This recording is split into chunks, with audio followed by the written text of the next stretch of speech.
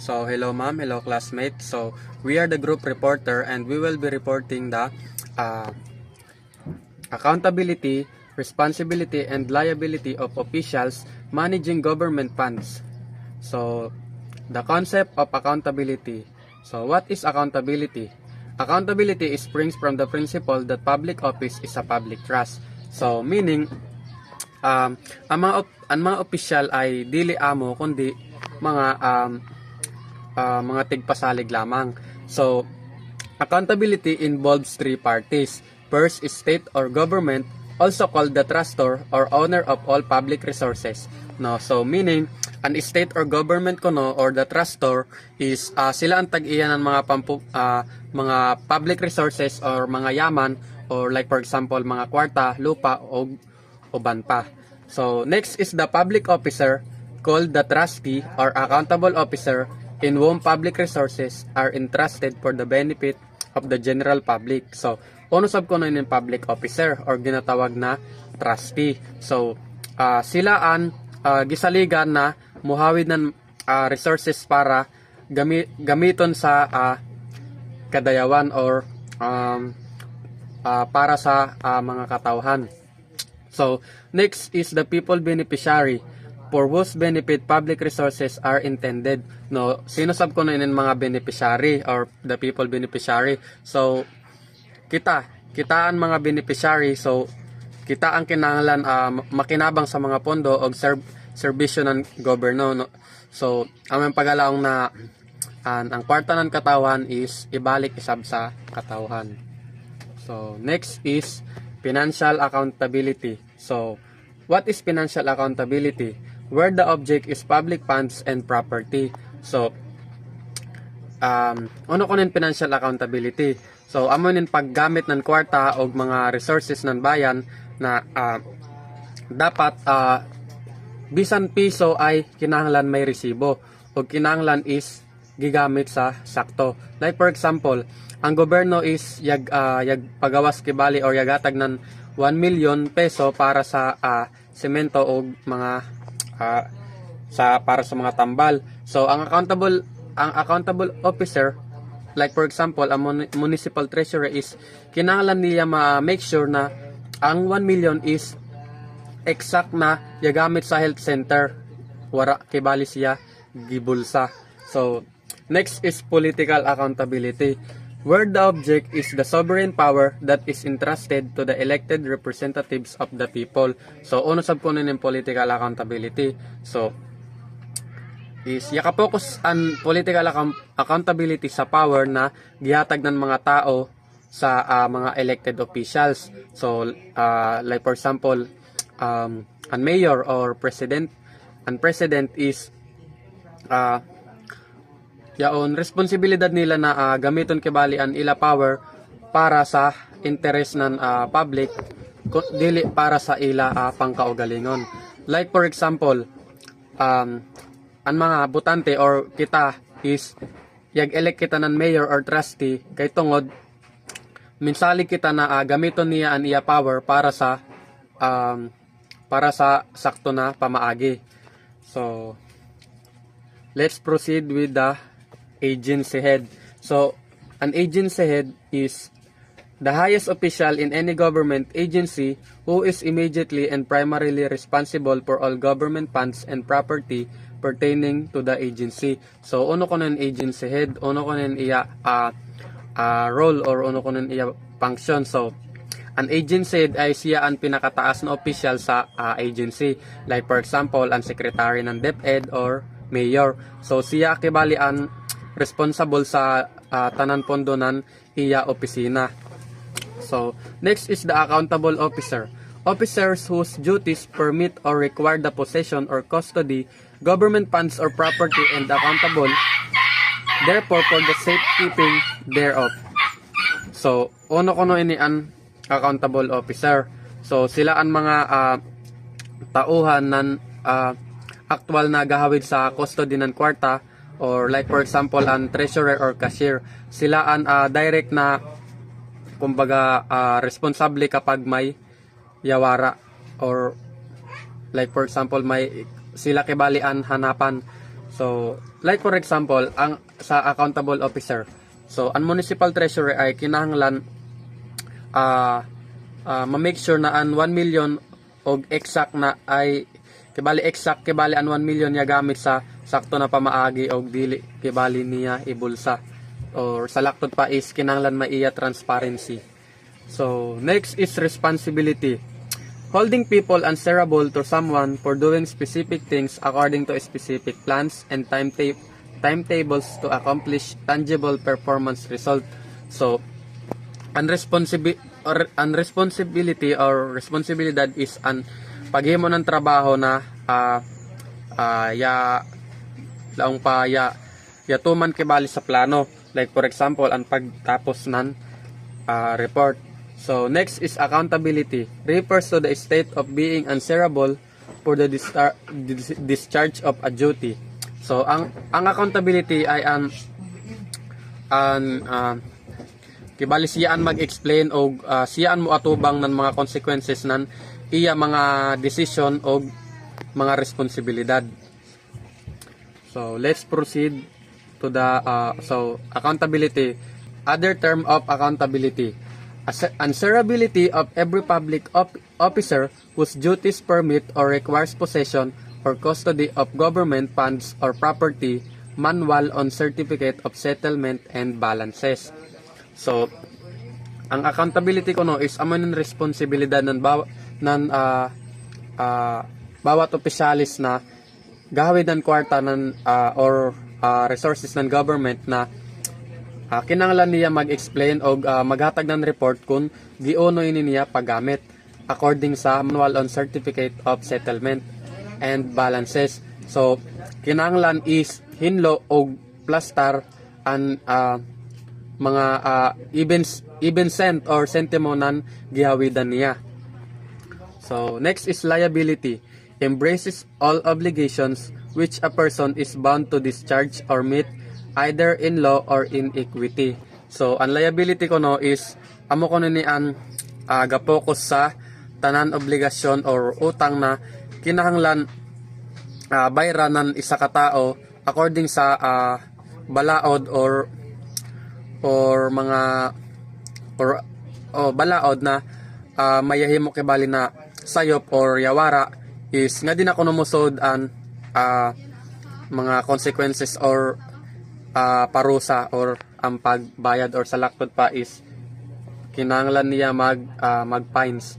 So nga di kita sa schematic diagram, no? So the authority responsibility carry out assigned duties and last the accountability. So ono ko na nun pasabot. So an authority meaning is power, and responsibility is responsibilidad in Bisaya pa. So kapag pagitagaan ng isa ka opisyal nan power o responsibilidad is kinahanglan niya himuon an iya carry out assigned duties or paghimo nan gi-assign sa iya na trabaho. So last, an accountability is paghuman na niya mahimo na niya ang iya trabaho is kinahanglan is ready kibali siya sa mutubag or mag-explain ng mga resulta or ebidensya na sakto an iya gihimo.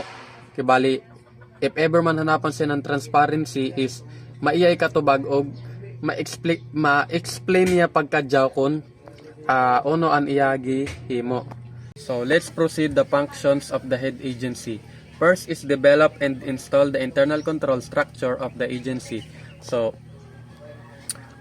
pagbuo ng internal control or paghimo ng mga balaod or checks and balance para malikayan ang mga corruption, pagkasayop or pagkasayang ng pondo. Like for example, ang pag-implement ng non-break policy or pagbutang ng CCTV or logbook para ma-make sure o ma-monitor ang mga empleyado na ga-duty sa sakto na oras. So, next is maintain the internal control environment. So, kinahanglan is dili da sa rules or dili da sa rules kibali ga base ang mga ang mga head agency na para ma-make sure kay an control environment kundili is kinahanglan sab nila i-monitor kung tuman ba or mayahitabo ba na pagdisiplina sa sod ng opisina. Like for example is ang head agency is kinahanglan on time siya sa on time kibali siya sa pagdisiplina sa iya mga empleyado na ibawan niya nagahimo ininan illegal or sa laktod pa is iya tagaan ng leksyon. So next is manage, operate and control the operation of his or her agency in accordance with laws, rules and regulations. No. So kinahanglan ang tanan ang mga lihok ng agency ay kinahanglan niya ka-base kibali sa according sa law. So dili kinahanglan iya da kibali personal or iya own na kibali siya dan magbuot-buot ng iya balaod.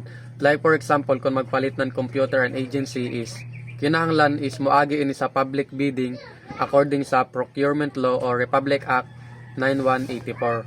So next is implement programs, projects and measures and provide for the selection, recruitment and training and development of personnel. So sila kibali ang gapadagan ng mga programa ng gobyerno ug sila usaban may pananagutan or responsible sa pag-hire or recruitment o pag-train ng mga staff. Like for example is an paghatag ng libre na feeding program sa isa ka munisipyo or pagpadala sa mga social workers sa seminar para mas ma-develop or mas ma-enhance pa nila skills and knowledge. So next is present annually or periodically budget of expenditures for agency operations. So kinahanglan is planuhon og i-justify ng head kung pilaan kwarta na kinahanglan ng agency para sa sumusunod pa na mga tuig. Like for example is ang pag-attend sa budget hearing sa Congress or Senate para mangayo ng pondo para sa mga like for example mga bago na kalsada o mga tulay or mga infrastructures. So next is to maintain an annual or periodic evaluation and report for the operations and related activities of the agency. So pagtanaw ko no kung epektibo ba or ang mga yaymo na project sa pinaagi sa paghimo ng report.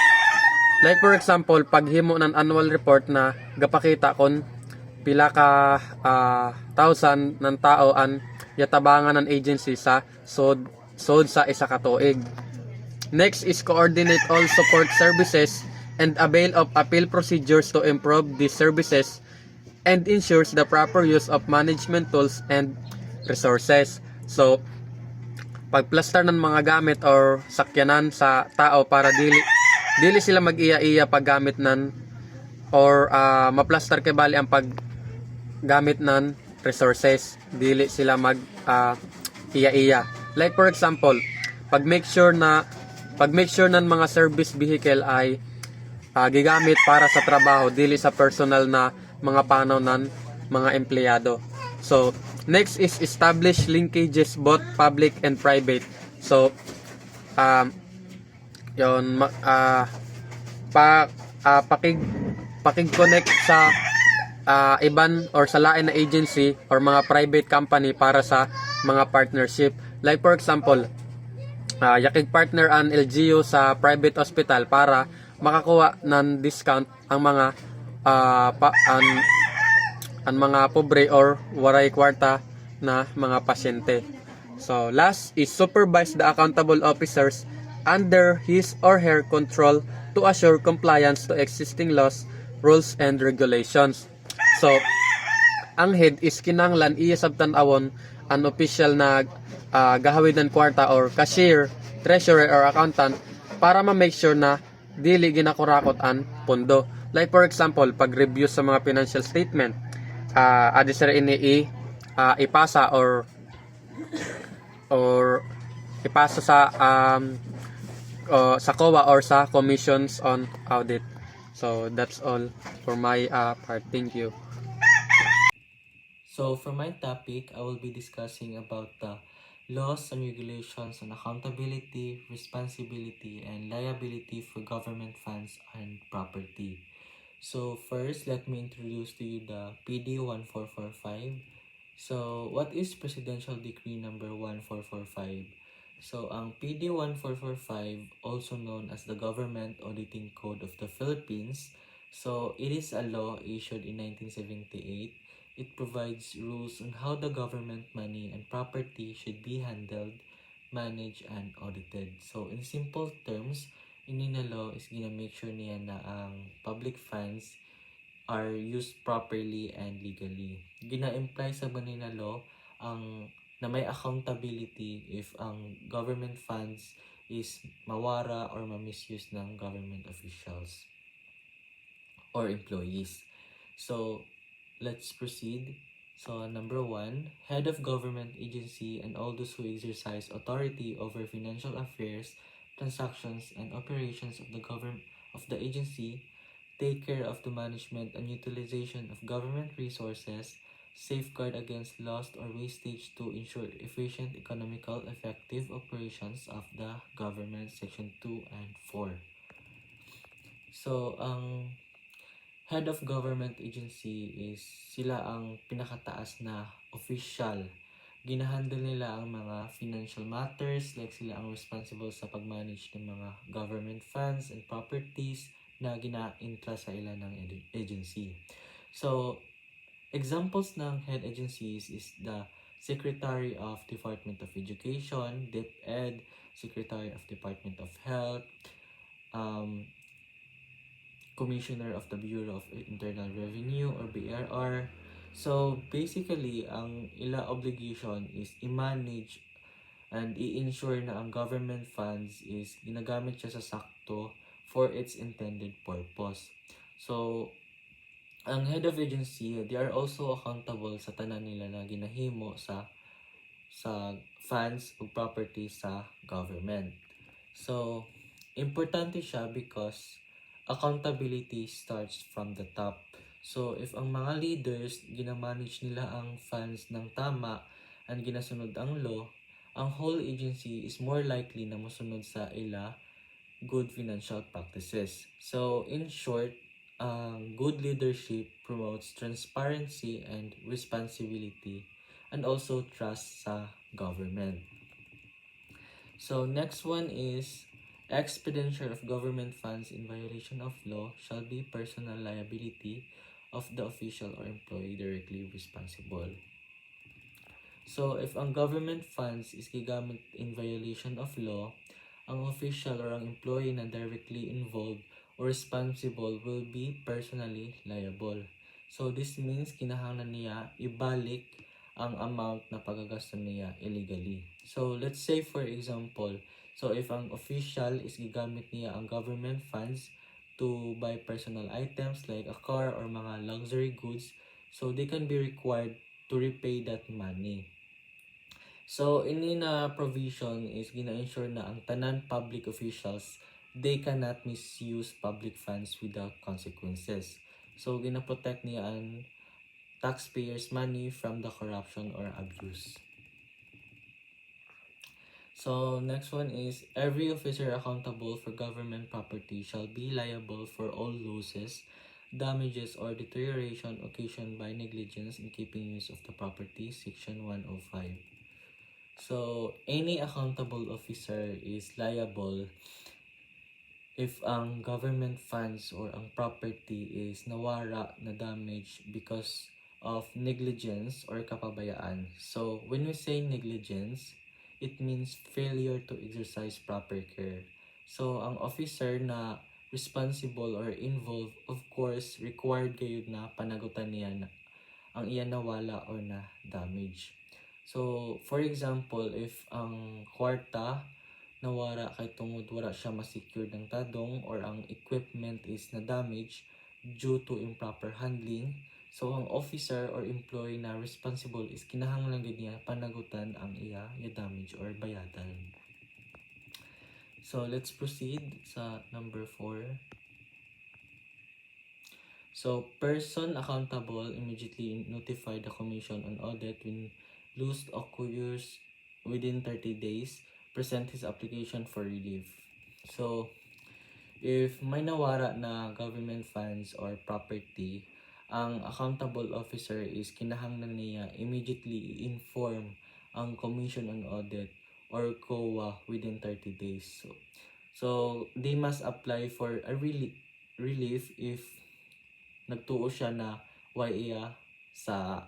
So, ano ba ang apply for relief? So, ang apply for relief, it means submitting a formal request sa COA asking na dili ka i-held personally liable sa nawala na funds. So, it's like kuan, mag-explain ka na dili nimo ito sa, so wala kay liable sa nawara nimo na property or funds. So, next one is every accountable officer shall be bonded. So all accountable officer must be bonded, meaning they are insured through a financial guarantee called a bond. So ano ba ang bond? So ang bond is it is a legal agreement or insurance that protects the government. So if ang kwarta or ang properties is nawala tungod kay sala sa or sa ng government official or officer, ang bond is gina-insure niya na ang amount na nawara is ma-recover. So, in the context of Presidential Decree number 1445, ang bond is basically insurance for government funds or property. So, ginaprotektahan niya ang government from financial loss. Bali siya, mura siya kuan insurance. So next one is all accountable officers shall render their accounts, submit their voucher, and make deposit of the money collected or held in trust by manner prescribed by the COA Section 107. So, ang tanan na accountable officer is kinahanglan magsabit regularly ng financial reports, vouchers, and i-deposit ang collected money according sa rules ng Commission on Audit or COA. So, gina-ensure ng ini na ang tanan kwarta sa government is properly recorded and accounted. So, by submitting reports and vouchers, ma-audit ng COA and ma-review ang mga each transaction para ma-verify if ang funds ba is pagagamit legally o gigamit siya sakto sa intended purposes, and maka-help siya to prevent misuse, mistakes, or sa mga frauds. So, it creates a clear audit trail sa every peso. So, sa every peso can be traced. So, sa role of COA, so di na ako siya basahon, ako na siya diretso explain.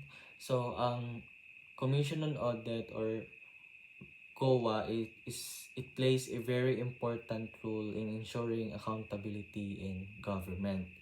So first ang COA is gina-check niya kung giuno pag-spend ng government agencies ang mga public funds. Gina-review ng COA ang ila financial records, receipts, mga vouchers, contracts, ug iban pa na mga documents para masiguro na ang kwarta sa government is ginagamit siya sa sakto, sa legal, o para siya sa public services, dili para sa personal na interest. So, kung may sayop sa process or kuwang ang mga documents is ilayaon i-note sa audit report. So, second, kung makakita sila og mga missing funds or overpricing ghost projects or mga suspicious transactions, ang COA is mag-conduct yan siya ng deeper investigation. So, gina-trace nila ang flow sa kwarta para mahibaw-an kung ano nahitabo, nangayaw niya hitabo, o sino ang responsible. So, dili lang sila basta-basta magtanaw sa mga papel, pwede sila mag-inspect sa actual project like buildings, roads, equipment, para tanawon kung tinuod ba may yahuman. So, third, kung tinuod na may sa ang accountable officer, ang Commission on Audit or COA is pwede siya mag-issue ng notice of disallowance or notice of charge. So, ang buot pasabot ng ini is kinahanglan ibalik ang kwarta na sayop na nagasto. Pero kung makita sa officer na waray iya sa, for example, may force of major o dili niya makontrol ang nahitabo, pwede siya mag-grant o relief from liability. So, ang COA, they can also gives recommendations. Dili lang sila maghanap ng sayop, dili lang sila naghanap ng sayop, nagasuggest pud sila kung kung unsaon pag-improve sa financial management sa isa ka agency. So let's say for example, mag-recommend sila pagdayaw sa internal control system para malikayan ang mga future problems. So, ang COA is mag-submit yun siya ng annual report sa President and Congress. So, tungod ang ini, mas transparent ang financial condition sa government agencies para mahibawan sa public kung giun sa pag-manage ng mga taxpayers ang kwarta. So, in short, ang COA is more siyang watchdog sa government funds. Ginaprotektahan niya ang kwarta sa katauhan. Ginasiguro niya na ang public officials is responsible sa ilahang actions. O ginatabang niya ang government na mahimo mas transparent, efficient, and trustworthy. So, amo dito. So, in conclusion, ang accountability sa government it is grounded sa idea na ang public office is a public trust.